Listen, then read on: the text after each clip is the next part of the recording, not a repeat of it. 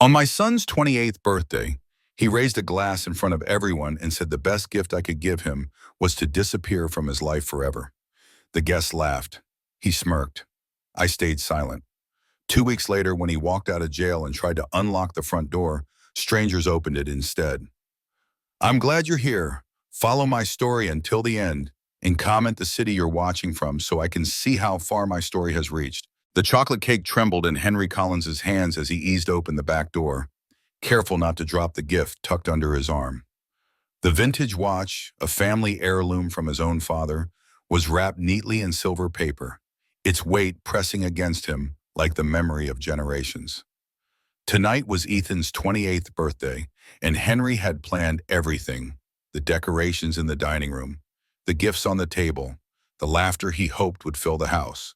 For weeks he had prepared this evening, convincing himself it would bridge the growing gap between him and his only son.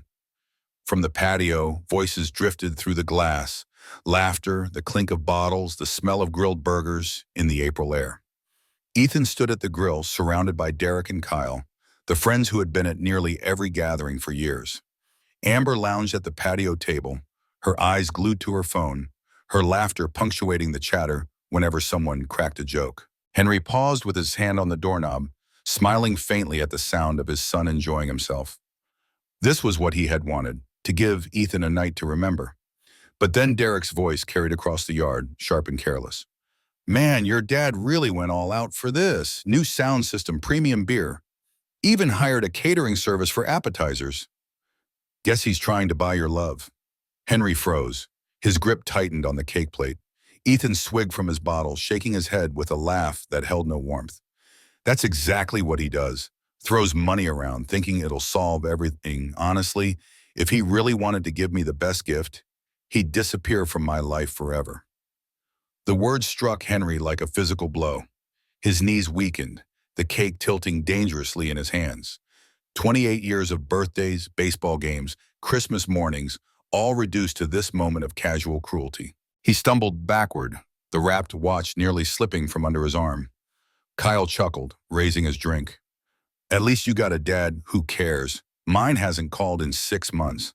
That's because you're lucky, Ethan shot back. He gestured with his bottle, dismissive. My old man's always breathing down my neck. Job lectures, responsibility speeches. Like he doesn't get how bad the economy is. Honestly, the only real gift I want is for him to stay out of my life permanently. Laughter erupted around the group. Even Amber, still scrolling her phone, added without glancing up. You could always move out. Ethan rolled his eyes. With what money? He controls everything. Acts like I'm still 12 years old. But hey, at least the free rent's decent. The sound of their amusement rang in Henry's ears, cruel and unrelenting. He stood frozen in the shadow of the doorway, a 62-year-old man holding a birthday cake for a son who wished him erased from existence. His chest ached with something deeper than hurt. It was clarity, cold, heavy, unshakable. He looked through the glass at Ethan, animated and comfortable, a man perfectly content to mock the person who had given him everything.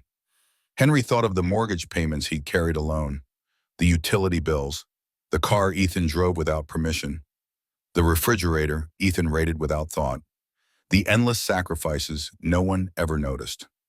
Every breath of this life Ethan lived had been sustained by his father's labor. And now Ethan wanted him gone. The gift under Henry's arm suddenly felt meaningless. That watch, his father's watch, passed down through 3 generations, was worthless in the hands of a son who no longer valued the bond it represented. Henry backed away from the glass door, retreating into the kitchen where 28 candles waited to be lit. The room was still dressed in birthday colors, every detail arranged by his patient hands that morning. Streamers fluttered slightly from the ceiling fan. Wrapped gifts lined the dining table. But all of it, the planning, the thought, the moment, had been twisted into symbols of control in Ethan's eyes. His hands shook. The cake slid onto the counter, frosting smeared from his trembling. His vision blurred with memories. Ethan introducing him at his graduation as the guy who pays for everything. Ethan mocking him at family dinners. Ethan rolling his eyes on Christmas morning while opening gifts. Years of devotion, chipped away moment by moment until tonight, when the final blow landed. The party outside roared on without noticing the silence inside. Henry leaned against the kitchen counter, staring at the cake he had made with such care. The laughter filtering through the windows felt like knives carving away the last remnants of his illusions. For the first time, Henry no longer recognized the man reflected in the oven door. He saw not a father, but a fool, someone who had sacrificed without gratitude, enabled without limits, loved without boundaries. The ache in his chest hardened into something else, something colder. If Ethan wanted his father gone, then maybe it was time to grant that wish, but not in the way he imagined.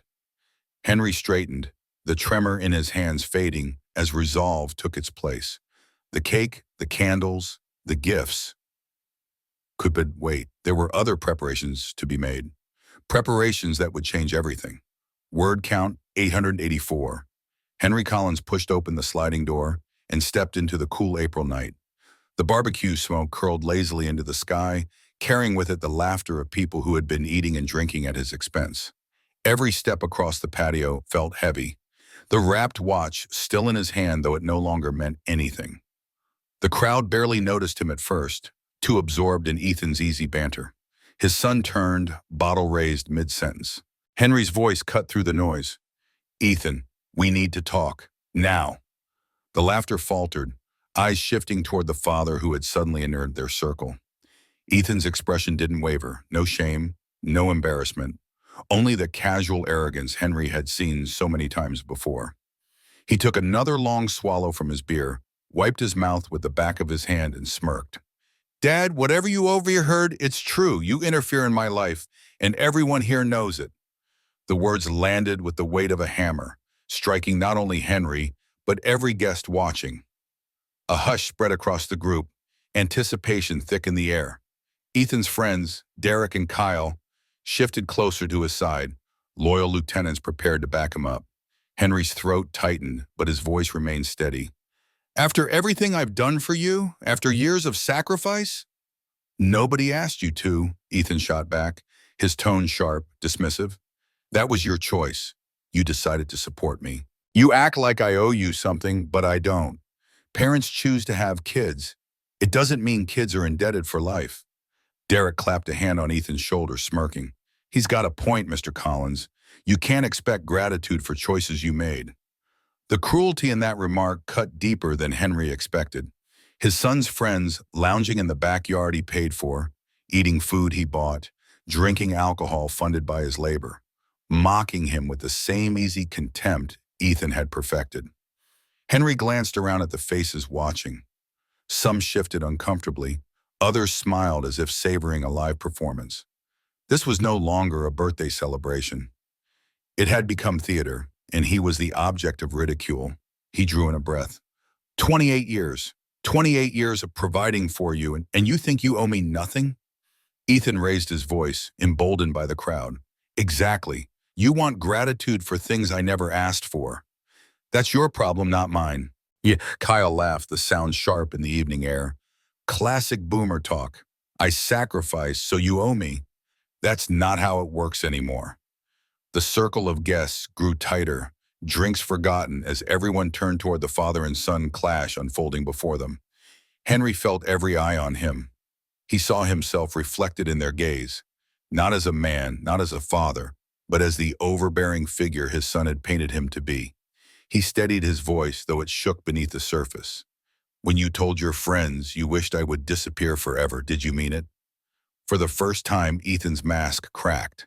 His eyes flickered with surprise. He hadn't expected his father to know the exact words. But he recovered quickly, lifting his chin. "Yeah, I meant it. You hover, you lecture, you control everything. Maybe if you found a life of your own instead of trying to run mine, we'd both be happier." The sound of Amber's giggle from the patio table struck Henry like another blow. She leaned forward now, finally interested, her smile playing at Ethan's cruelty as if it were charming. Derek and Kyle chuckled in unison, feeding Ethan's bravado. Their laughter merged into a soundtrack of mockery that pressed in from every side. Henry stood in the center of it all, a man who had poured his life into a son who now dismantled him in front of strangers. 28 years of sleepless nights, tuition checks, driving lessons, and birthday candles, all reduced to nothing more than a punchline. He looked at Ethan, this boy he had carried, raised, and believed in, standing with his chest puffed out, basking in the applause of people who contributed nothing. The gift in Henry's hand felt heavier than stone. His heart ached, but beneath the ache, something colder began to stir. The music still pulsed from the speakers. The grill hissed as fat dripped into the flames. Bottles clinked, laughter rippled, and yet Henry heard none of it. All he could hear was the echo of Ethan's voice. The best gift would be if you disappeared from my life forever. He turned without a word and walked toward the house. The crowd parted, whispers following him like shadows. Ethan's laughter trailed after, sharp and triumphant. The stairs groaned under Henry's weight as he climbed, retreating from the noise below. In his bedroom, the silence pressed against him. He caught sight of himself in the mirror above the dresser. The man staring back was pale, his eyes hollow, his shoulders slumped under the weight of decades. When had he become this? Someone who absorbed insult after insult, who gave endlessly and received only scorn. Memories cascaded through his mind like broken glass. The day at the car dealership when Ethan mocked him to a salesman. The Christmas dinner where Ethan and his friends laughed about his strict rules. The graduation party where Henry had been introduced not as a father, but as the guy who pays for everything. Each memory struck like another lash, and he realized he had been complicit all along. Smiling, accommodating, enabling, always hoping love would someday be enough. But tonight had shattered that illusion. Henry pressed his palms against the dresser, leaning close to the mirror. For the first time in years, his reflection didn't look weak. It looked resolved. Something inside him had shifted permanently. He had given Ethan everything. Now it was time to give him something else. Consequences. The laughter downstairs rose again, muffled through the walls, but Henry barely heard it. His decision had already taken root. Ethan wanted him gone. Very well, he would vanish, but not in the way his son expected. Word count, 896. The night seemed to hold its breath, as if even the walls knew something irreversible had shifted. Henry Collins stood at the window of his bedroom, watching the shapes of strangers move about his backyard. Strangers who laughed, drank, and celebrated on land paid for with his labor. His son's voice, booming with false confidence, rose above them all like the anthem of his own humiliation. For years, Henry had tolerated the insults. He had endured the public dismissals, the sly remarks, the subtle mockery Ethan orchestrated in front of his friends. At the dealership last spring, Ethan had sneered at him in front of a salesman, claiming his father settled for mediocrity. At Christmas, Ethan had mocked him across the table, raising a glass as his friends chuckled at Henry's strict rules. Each time Henry had swallowed his pride, plastered on the smile of a peacemaker, and carried on. He had believed that patience was love, that generosity would eventually earn respect, but tonight shattered every illusion. His reflection in the mirror no longer looked weak. The hollow eyes now glinted with something sharp, clarity, steel, resolve. He realized what he had become, a doormat, a man who financed his own disrespect. And for what? For a son who publicly wished him gone from his life forever. Fine, Henry thought.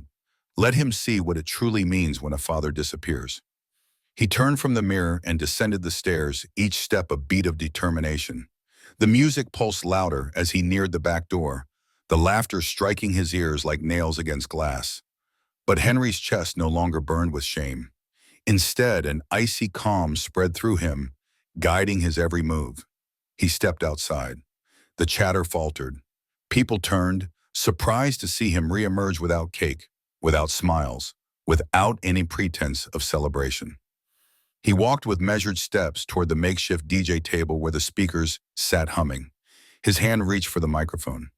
The music died with the twist of a knob. Silence fell, heavy and immediate. Every head turned toward him. The party is over, Henry's voice rang through the speakers, clear, commanding, undeniable. I want everyone off my property, now! Gasps scattered through the crowd. Beer bottles froze halfway to lips. Amber lowered her phone at last, eyes wide. Ethan's face flickered from shock to embarrassment, then settled into the arrogance that had become his second skin. "Nobody's going anywhere," Ethan declared, stepping forward with the confidence of a man who had never faced consequences. "This is my party. These are my friends. You're not ruining this." Derek jumped to his side instantly. "Come on, Mr. Collins. Don't be dramatic. It's just a birthday party." "This is my property," Henry replied into the microphone, his voice steady. "I pay the mortgage, the utilities, the taxes. If I ask people to leave and they refuse, it becomes trespassing, and I will not hesitate to make the call." A ripple moved through the crowd. Some shifted uncomfortably. Others glanced at the side gate as though already planning their exit. But Ethan, drunk on both alcohol and pride, stood his ground. "Dad, put the mic down. You're embarrassing yourself." His tone was condescending, his smirk rehearsed. "This is my home, too." Henry's reply was precise, deliberate, each word carrying the weight of decades. "No, you live here by my permission. And tonight I am withdrawing that permission." The silence that followed was more powerful than any shouting match. Ethan blinked, caught off guard by the calm finality in his father's voice. Then, realizing the eyes of every guest were fixed on him, he forced a laugh. "You wouldn't call the cops on your own son, not on my birthday." Henry set the microphone down with care, as if it were no heavier than the watch still in his pocket. He turned toward the house without another word. "You have 5 minutes to leave voluntarily," he said over his shoulder. "After that, the police will remove you." Gasps rippled again. Whispers surged like a wave. Ethan's voice rose behind him, no longer mocking but panicked. "Dad, you can't do this. These people are my friends." Henry paused at the door, glancing once more across the yard, at the guest clutching his beer, at the smoke rising from the grill he had bought, at the lights he had strung across the fence that now illuminated his humiliation. His gaze lingered on Ethan, defiant and trembling, standing tall only because others stood beside him. "You wanted me gone from your life," Henry said, his voice calm but cutting. "This is how that works. When I go, my house goes with me." He closed the door. Inside the kitchen, his hands no longer trembled. He reached for the phone on the wall and dialed 3 numbers with deliberate precision. 911, what is your emergency?" "This is Henry Collins," he said. "I need officers dispatched to my address. I've asked people to leave my property. They refused. I want them removed." As he hung up, the faint roar of voices erupted outside, panic mingling with defiance. The headlights of patrol cars would soon cut through the night, bringing with them authority no one could ignore. And Ethan would finally learn what it meant when his father decided to disappear, on his own terms. Red and blue lights swept across the backyard like a blade cutting through the dark. The laughter died instantly. Beer bottles lowered, conversations froze, and for the first time that evening, silence ruled over the chaos. Henry Collins stood near the kitchen door, his face composed, his posture firm, as the officers stepped through the side gate. Officer Daniel Hayes entered first, tall, broad-shouldered, with the kind of steady presence that silenced even the most intoxicated revelers. Beside him walked Officer Rachel Lopez, her voice sharp, her eyes scanning the crowd with the efficiency of someone who had done this countless times. The authority they carried was unmistakable. "Who called the police?" Hayes asked, his tone calm but commanding. "I did," Henry replied, stepping forward. He held his driver's license and a folder of property documents already prepared, as though he had been waiting for this exact moment. "This is my house. I asked everyone to leave. They refused." Hayes accepted the paperwork, giving it a brief, professional glance before nodding. Lopez moved closer to the center of the yard, her voice ringing out. "Attention! The property owner has requested that everyone leave immediately. Remaining here will be considered trespassing." The response was immediate and fractured. Several guests near the fence exchanged nervous looks, already edging toward the side gate. A few began gathering their belongings, unwilling to test the boundaries of law enforcement. But Ethan's core group, Derek, Kyle, and Amber, remained rooted to the spot. They looked to Ethan, their unspoken leader, their anchor in this unraveling celebration. "This is ridiculous," Amber blurted, her voice shrill. "He invited us. We're not trespassing if the son lives here." Lopez didn't even flinch. "Ma'am, adult children living in their parents' home do not have the legal right to authorize guests against the property owner's wishes. The statement dropped like a stone in a pond. Whispers rippled outward, nervous laughter scattered, and more guests slipped quietly into the night. The group dwindled rapidly, the party dissolving in the shadow of authority. But Ethan refused to budge, his jaw clenched, his voice rising. "Officers, this is my birthday. My father is just being vindictive. I live here. This is my home too." Hayes's expression didn't change, but his words carried the firm weight of law. Family disputes do not change property ownership. If your father owns this house and has asked you to leave, you must comply.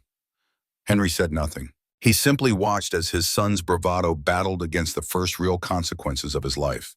Ethan's face flushed with anger, his eyes darting between the officers and the shrinking crowd of friends who no longer looked as certain. "Dad," Ethan snapped, his voice trembling with fury, "you can't have me arrested for being in my own house." Henry's voice was calm, almost gentle, but merciless in its clarity. "You live here by my permission. That permission no longer stands." Lopez checked her watch, scanning the remaining handful of guests. "You have 5 minutes to leave voluntarily. Anyone still here after that will be charged with trespassing." The words were met with immediate motion. Even some of Ethan's closest allies began edging toward the gate. Derek muttered something about not wanting trouble. Kyle hesitated, then followed. Only Amber lingered, clutching her drink as though it might shield her from reality. Ethan's defiance swelled as his support collapsed. He folded his arms, planting his feet on the patio stones. "I'm not leaving. I live here. This is my house, too. Arrest me if you want, but I'm not going anywhere." Hayes stepped forward, his hand resting on the cuffs at his belt. His tone remained professional, but carried the unmistakable edge of finality. "Young man, this is your last chance. Leave voluntarily or you will be taken into custody." "You wouldn't dare," Ethan hissed. "Not your own son. Not on my birthday." Henry's eyes locked on his. "Watch them." The silence that followed was suffocating. Ethan's bravado faltered for a fraction of a second, but pride and rage drowned out reason. "Fine. Do it. Arrest me. Show everyone how insane you really are." Hayes didn't hesitate. He motioned to Lopez, who moved to flank Ethan. "Turn around and place your hands behind your back." The shift in the atmosphere was immediate. Gasps echoed through the yard as reality set in. Amber dropped her drink, the glass shattering across the patio. "This can't be happening," she cried. Ethan's face drained of color, but he forced a sneer. "You'll regret this, Dad. I swear to God, you'll regret this for the rest of your life." The metallic click of handcuffs snapped shut around his wrists. The sound rang across the emptying backyard, final and merciless, like the closing of a cell door. "Ethan Collins," Hayes declared, his tone level, "practiced. You are under arrest for criminal trespassing and failure to comply with a lawful order." Amber's sobs filled the silence. Derek and Kyle stood helpless, their bravado evaporated, their loyalty useless in the face of law. Henry's expression remained unchanged as he watched his son being led through the gate, hands bound, shoulders rigid with fury. The venom in Ethan's glare cut like a blade, but Henry did not flinch. He had given his son 28 years of love, sacrifice, and second chances. Tonight, he gave him something new: accountability. The patrol car door shut with a solid, echoing thud. Red and blue lights flared once more, painting the faces of the onlookers in shades of judgment. The engine roared to life, carrying Ethan away toward a place he had never known. Consequence. Henry remained on the porch, standing alone in the silence of his reclaimed home. The night air was cool against his face, but inside, something colder had already settled. Word count, 8198. The first morning without Ethan in the house felt like waking inside a stranger's home. The silence was so complete it pressed against Henry Collins's chest, both liberating and haunting. No heavy footsteps pounding from upstairs, no music rattling the walls, no voice calling down to demand money or food. Only the quiet drip of the coffee maker and the faint hum of the refrigerator remained. For the first time in 28 years, Henry tasted solitude inside his own walls. Yet the silence carried weight. Every corner of the house still bore Ethan's shadow. The unwashed dishes, the scuffed floors, the posters still hanging in a room long past adolescence. Henry sipped his coffee slowly, staring at the pile of unopened bills, calculating the cost of enabling someone who had treated him not as a father, but as an obstacle. His engineer's mind clicked into gear. Numbers had always offered clarity. He opened his records, tracing every expense, the mortgage he had carried alone, the utilities that powered Ethan's late night at gaming, the food Ethan devoured without thought, the endless extras, gas money, credit card charges, bailouts for mistakes disguised as emergencies. The total staggered him, roughly $50,000 a year, a free life built on his labor, while Ethan mocked him publicly for being too controlling. Henry set his cup down. Love, he realized, had been expensive, but blind love was ruinous. The memory of last November burned in his thoughts. He had driven Ethan to 3 job fairs, encouraged him, even coached him on how to present himself. Ethan had returned each time with excuses. The managers seemed like micromanagers. The pay was insulting, the commute too long. Henry had later discovered Ethan sabotaged the interviews on purpose, arriving late, dressed inappropriately, answering with careless sarcasm. And when Henry confronted him, Ethan had smirked. "Why would I take some dead-end job when you give me everything I need?" That conversation should have been the turning point, but Henry had swallowed it, as he always did, clinging to the hope that one day Ethan would see. One day he would change. Now Ethan sat in a county jail for criminal trespassing, his release date stamped in official ink. April 29th, 9 a.m., 2 weeks, 14 days. For Henry, it was not just a sentence for his son, it was a window of opportunity. He rose from the table and walked slowly through the house. The walls seemed to whisper the memories of years past, bedtime stories, baseball mitts tossed in the corner, Christmas mornings that once shimmered with magic. Now those same walls stood hollow, stripped of meaning by Ethan's contempt.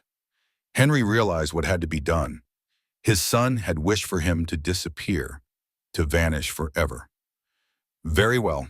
He would grant the wish, but not as the broken man Ethan imagined. He would vanish on his own terms. The idea crystallized with perfect engineering logic. Remove the failing variable. Restore balance to the system. Ethan was the variable. Entitlement, disrespect, dependency. The solution was simple. End the subsidy, sell the house, cut the cord. Henry would reclaim his life. He reached for the phone and dialed a number he had saved from weeks before. Laura Mitchell, a realtor with sharp eyes and sharper instincts, answered with her brisk professionalism. "Mr. Collins, what can I do for you?" "I need to sell my house," Henry said, his voice steady, almost detached. "Quickly." Laura didn't ask why. Professionals knew better than to pry too deeply. "We'll set a meeting this afternoon. Bring your documents. We'll discuss strategy." When the call ended, Henry stood in the center of the kitchen, staring at the birthday cake still sitting on the counter. Its frosting hardened into useless decoration. 28 candles waited in a drawer, never lit, never blown out. He slid the cake into the trash and closed the lid with finality. The past was gone. The future would be rebuilt on different ground. That night, lying awake in the silence, Henry replayed the moment the cuffs clicked around his son's wrists. Ethan's words had been venomous, his eyes full of hatred. "You'll regret this for the rest of your life." But Henry no longer believed it. For the first time, he felt no regret, only clarity. He turned onto his side, staring at the dark outline of the room he had built over decades of sacrifice. Ethan had wished for freedom from his father's influence. Soon he would have it. True independence, stripped of comfort, stripped of safety nets. The kind of freedom only consequences could deliver. Henry closed his eyes. In 2 weeks, Ethan would walk out of jail expecting to come home. Instead, he would return to find that home no longer existed. The house would belong to strangers. And Henry, he would be gone. The plan was no longer just an idea. It was destiny. And to anyone listening, to anyone who has ever endured the cruelty of ingratitude, Henry's story is far from over. The lesson, the reckoning, the final act, it's only just beginning. Stay with this story, share it, remember it, and let it remind you that love without respect is not love at all. Laura Mitchell's office overlooked downtown San Jose, its wide windows catching the early light that glinted off glass towers and traffic streaming below. Certificates lined the walls, framed proof of her reputation as a realtor who delivered results.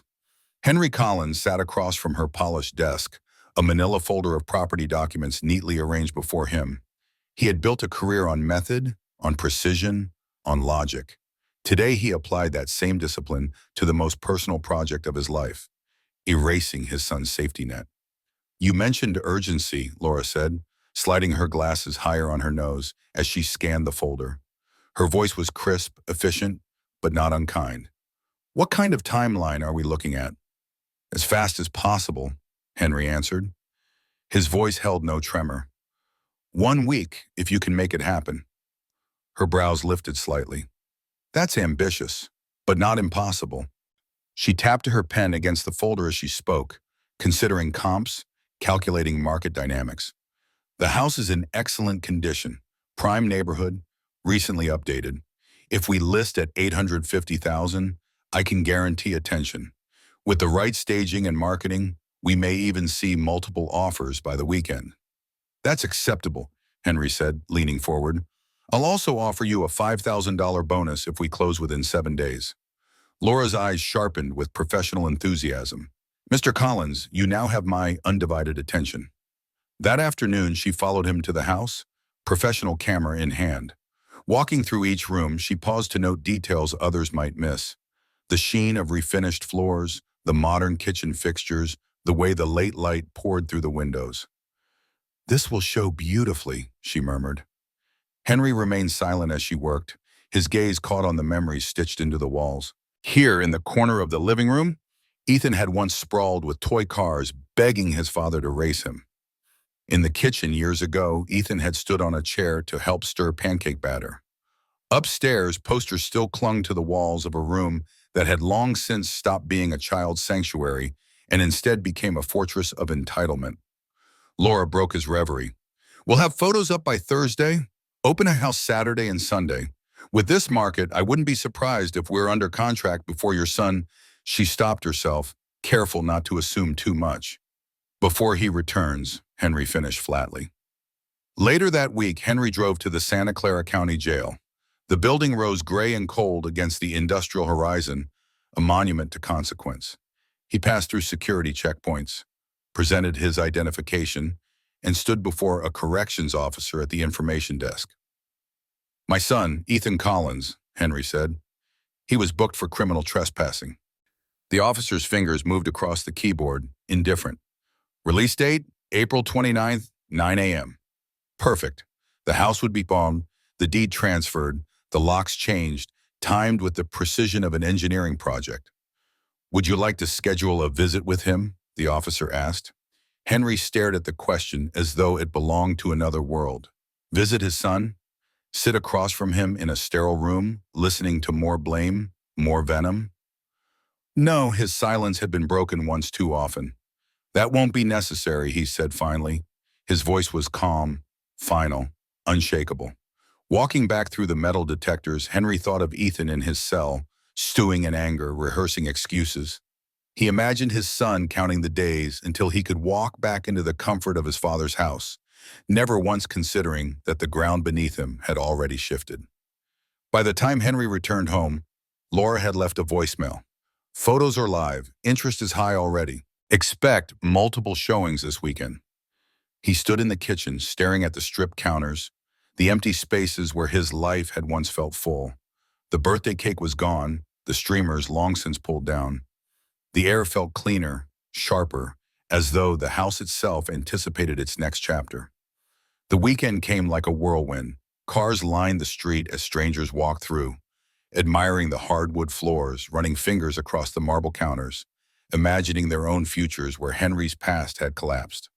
The sight brought no sorrow. Instead, Henry felt an almost surgical detachment.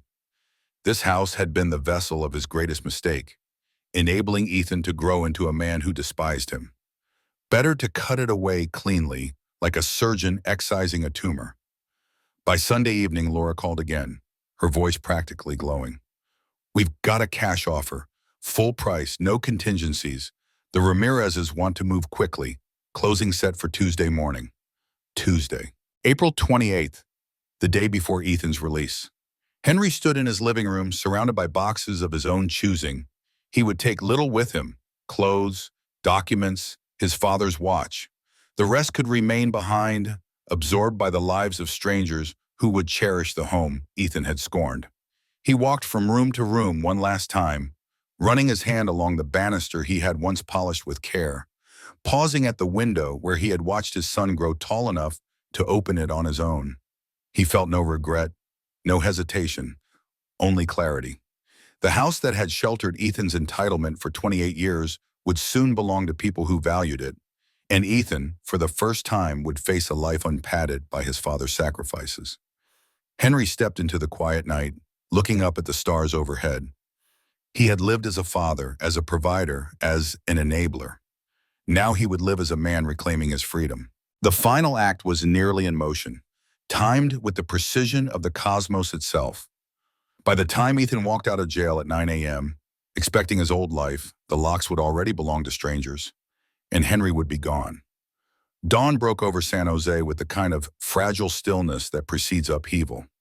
Henry Collins sat in the upstairs guest room of Walter Reed's house, the neighbor who had opened his door without question.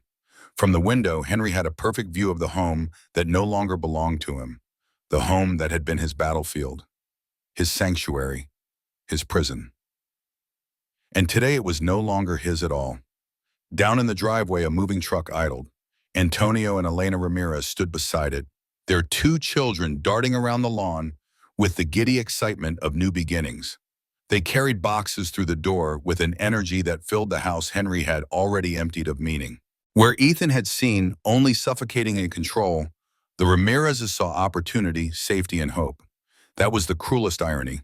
The house itself was never the problem. It had been the son who treated it like a throne. Henry pressed his hand to the envelope on the desk. 40 words carefully written in his deliberate script. A note to Ethan, sealed and left with Elena to deliver when the inevitable moment arrived. The words had cost him more than the house ever did. Ethan, you said you wanted me gone from your life forever. I've decided to grant your wish. The house has been sold. I am traveling extensively and will be unreachable. You now have the independence you demanded. Henry. No explanations, no return address, no softening phrases. Just a clean cut, like the edge of a blade. The following morning unfolded exactly as Henry had calculated. At 9:30 a.m., he spotted his son rounding the corner, carrying the small plastic bag of belongings the jail had returned. Ethan looked thinner, older somehow, though his stride carried the same swagger Henry knew too well. He walked with the arrogance of someone convinced the world would still be waiting to indulge him. Henry leaned closer to the glass. This was the moment. Ethan reached the walkway, fishing his keys from his pocket with the easy confidence of someone approaching his own domain. The keys glinted in the sun, keys that no longer matched the locks. The sight alone was a perfect metaphor, a life built on assumptions suddenly colliding with reality. The Ramirez children chased each other in the yard, laughter spilling into the air. Ethan froze, confusion flickering across his face. "What the hell is this?" he demanded, his voice sharp with entitlement. "Who are you people? Why are you in my house?" Antonio straightened from the moving box he was lifting, his expression patient, polite. "This is our home now. We purchased it last week." "That's impossible," Ethan barked, his words rising into a shout. "This is my house, my family's house. Where's my father?" Elena appeared in the doorway, her voice steady, her eyes compassionate. "Are you Ethan Collins?" "Yes, finally someone who knows sense. Tell these strangers to get out before I call the cops myself." Elena stepped forward, holding the envelope. "Your father left this for you." Henry watched from above as Ethan tore the seal with trembling fingers. His eyes moved over the 40 words, his expression shifting like clouds before a storm. Confusion, disbelief, dawning comprehension, then devastation. His voice cracked, breaking the stillness. "He can't do this. He can't just sell our house and vanish. That's not how families work." Antonio's voice was calm but firm. "I'm sorry, but the sale was finalized. We have all the paperwork. The plastic bag slipped from Ethan's hand, spilling his meager belongings across the sidewalk. He leaned against the mailbox that no longer belonged to him, his legs weakening as though the truth itself drained the strength from his bones. Where am I supposed to live? His words tumbled out as a whisper, stripped of arrogance. How am I supposed to eat? Maria Ramirez, gentle Elena, looked stricken, but she said nothing. This wasn't her battle to fight. Henry's chest tightened as he watched his son's face crumble. These weren't the crocodile tears of childhood tantrums, but raw, unfiltered sobs. For the first time in years, Ethan looked less like a tyrant and more like a boy who had finally been forced to face life without a net. Henry closed his eyes briefly. Justice was being served exactly as he had planned. Yet the sight of Ethan breaking on that sidewalk struck something deeper than victory. There was pain there too, buried under the satisfaction, because beneath the arrogance and the cruelty, Ethan was still his son. But sympathy did not change consequence. The line had been crossed. Respect once lost could not be bought back with tears. From Walter's guest room, Henry whispered into the silence, "This is what independence looks like, son." And to you listening now, to those who've given until nothing was left, remember this. Sometimes the only way to teach respect is to vanish. Sometimes disappearing is not abandonment, but justice. If you believe Henry was right to take this path, stay with his story, share it. Let others hear the lesson etched into his choice. The reckoning isn't over. The wind carried the sound of Ethan's cries long after the Ramirezes closed their front door. Henry Collins sat motionless at Walter Reed's window, watching his son stagger down the street with no destination, no plan, no one to lean on. The plastic bag of jail-issued belongings dangled from his hand, pitiful against the backdrop of the suburban neighborhood where other young men his age pulled into driveways of their own. Ethan was stripped of everything but the consequences he had so brazenly mocked. Henry's fingers tightened against the window frame. Every instinct urged him to run outside, to offer shelter, food, comfort. But those instincts had been the very chains that bound him for nearly 3 decades. He stayed still, forcing himself to remember the sting of his son's voice. The best gift would be if you disappeared from my life forever. That wish had been granted. Henry moved away from the window, his reflection in the glass a reminder of the man he had become, calm, deliberate, no longer chained to someone else's scorn. Walter appeared in the doorway holding 2 mugs of coffee. "You don't have to watch," the old neighbor said softly. "It's done. The house is gone. The boy will find his way, or he won't. Either way, your part is finished." "Is it?" Henry asked, his voice low, uncertain. "I gave him everything, and he despised me for it. Now I've taken everything, and still he despises me. What's left between us?" Walter placed the mug on the desk, his tone steady as weathered stone. "Distance, that's what's left. And maybe in distance, he'll finally learn what presence meant." The words sank into Henry's chest like stones into water. He sat in silence long after Walter had gone, sipping the bitter coffee and staring at the folded map spread across the desk. He had marked several towns already, places no one would think to look. Smaller cities along the Oregon coast, quiet valleys in Montana, remote towns where a man could disappear without effort. The logistics had become his anchor. Planning gave him purpose, kept him from drowning in regret. By the 3rd day, Henry packed the last of his belongings into the trunk of his car. Walter shook his hand firmly at the curb. "You're doing the right thing," the old man said. "Sometimes love isn't about holding on. It's about letting go before it destroys you." The road stretched endlessly before Henry, sun spilling gold across the asphalt. Mile by mile, the weight on his chest loosened. For the first time in years, he felt light. He stopped at a diner in Redding, ordered black coffee and eggs, and sat among strangers who knew nothing of his story. Their laughter was soft, ordinary, untouched by betrayal. Henry found comfort in anonymity. Still, Ethan haunted him. In the mirror behind the diner counter, Henry thought he saw his son's eyes staring back at him, dark with accusation. The image vanished when he blinked, but the echo remained. Was Ethan sleeping under a bridge now? Knocking on the doors of friends who had cheered his arrogance but fled at the first sign of consequence? Henry would never know. That night, Henry checked into a roadside motel near the Oregon border. The room was small, the walls thin, but it was clean, and it was his. He lay on the bed listening to the hum of traffic on the highway. His phone sat on the nightstand, dark and silent. No calls came, no messages arrived. Ethan hadn't reached out, and Henry refused to break the silence first. He closed his eyes, letting exhaustion overtake him. Dreams came fragmented. Ethan as a boy racing toy cars across the floor. Ethan as a teenager slamming doors. Ethan as a man in handcuffs glaring with hatred. Each image was sharp, but none lasted. They dissolved like smoke, leaving only quiet. The following week, Henry reached Astoria, Oregon. The coastal town smelled of salt and pine, the streets lined with weathered houses and fishing boats swaying in the harbor. He rented a modest apartment overlooking the water, furnished it with only the essentials, and began the careful act of building a life from nothing.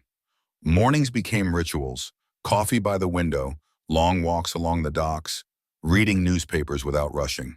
Afternoons brought labor Henry chose for himself, helping at the marina, fixing engines, trading stories with fishermen who asked no questions about his past. Evenings were his alone, the sea's endless rhythm lulling him into peace. And yet, in the quiet, Ethan lingered. A memory would surface uninvited. The boy laughing as he pedaled his first bike, the young man sneering across the dinner table, the adult son clutching a letter with tears cutting down his face. Henry would pause, his chest tightening, but then he reminded himself, this is the lesson. This is the God. Back in San Jose, Ethan's story had surely taken a darker turn. Henry pictured him drifting between couches, discovering how quickly friends vanished when generosity dried up. Perhaps Ethan cursed his father's name to anyone who would listen. Perhaps he wept silently, pride shattered. Whatever the case, Henry knew he had forced his son into the one thing he had always avoided: accountability. From the window of his new apartment, Henry watched the sun sink into the Pacific, the horizon blazing with colors that seemed almost violent in their beauty. He whispered into the wind, a vow meant only for himself. I will not go back. Not this time. But deep inside, a small voice whispered back, reminding him that blood, no matter how poisoned, is never so easily severed. The Oregon rain fell steady and cold, tracing silver streaks down the window of Henry Collins's small apartment. Weeks had passed since the day Ethan stood abandoned on the sidewalk, and still no word had reached him. No letters, no calls, no messages. Silence stretched between them like a canyon too wide to cross. Henry told himself it was for the best. Yet some nights when the sea wind howled and the room seemed emptier than usual, he felt the weight of that silence like a stone pressing against his chest. He filled his days with work. At the marina, he repaired outboard motors and tightened ropes with hands that had once built a life for someone else. Fishermen came to know him by name, offering beers at dusk, inviting him to card games and cramped cabins. Their stories were simple, rooted in tides and weather, unburdened by betrayal. Among them, Henry found something close to belonging. But belonging was not the same as home. One evening, he stopped at a hardware store and bought a plain notebook. At his desk, he began writing, not to Ethan, but about him. Page after page, he recorded memories, lessons, warnings. He wrote of the dangers of entitlement, the hollow victories of arrogance, the quiet strength of accountability. He told the truth Henry himself had been too afraid to speak aloud. The notebook became his confessional, his way of leaving behind what his voice could no longer carry. Still, Ethan haunted him. Each time he passed a young man on the docks with restless eyes, he thought of his son. Each time he saw a father guiding a child's hand, he remembered the boy Ethan had once been, before cruelty hardened him. Henry knew he could not erase the bond entirely. Blood leaves stains even when the fabric is cut away. Late in June, a letter arrived. The handwriting on the envelope was jagged, almost frantic. Henry stared at it for a long time before opening it. Dad, I don't know where you are. The neighbors told me you left. The Ramirezes gave me your note. I've been sleeping in my car. Friends won't answer anymore. I don't know what to do. You won. Are you happy now? The paper trembled in Henry's hands. His son's arrogance still bled through the words, yet beneath it lay something new. Desperation. For the first time, Ethan admitted defeat. It was the letter of a man who had discovered that the world did not bend to him. Henry folded the page and set it in the notebook, pressing it between entries as though it belonged to the story he had been writing. His chest ached with the old ache of fatherhood, the instinct to rescue, to soften, to heal. But he knew better now. He had given Ethan the gift of consequence, and to take it back would be to erase everything. He whispered into the rain, "This is your lesson, son, not mine." Summer passed. The sea grew restless, storms rolling in, heavy and relentless. Henry grew leaner, quieter, a man shaped by solitude but not crushed by it. At night, he read his own words in the notebook, each page a reminder of why he had chosen exile. Sometimes he wondered if Ethan would ever learn. Sometimes he feared he never would. But fear could not dictate his life anymore. On the 1st of August, Henry packed a small bag and drove north along the coast. The road curled between cliffs and ocean, the horizon wide and merciless. He did not know where he would stop or how long he would stay. He only knew he was free, and freedom, even when laced with sorrow, was more valuable than the chains of false love. He parked at a cliffside overlook as the sun dipped low, painting the sea in fire. Standing at the edge, wind tearing through his coat, Henry closed his eyes. He thought of the boy who once clung to his hand, the young man who mocked him, the prisoner who glared at him, the abandoned son weeping in the street. All of them were Ethan. All of them lived in Henry's heart, even now. But Henry's heart belonged to himself at last. He whispered one final vow, letting the waves carry it into the vastness. "If you find your way back, it must be on your own. I will not return." The sea roared in answer, eternal and unforgiving. And so the story of Henry Collins closed not with triumph nor with despair, but with the quiet certainty of a man who chose to vanish rather than live as a shadow in his own house. He disappeared not to escape life, but to reclaim it.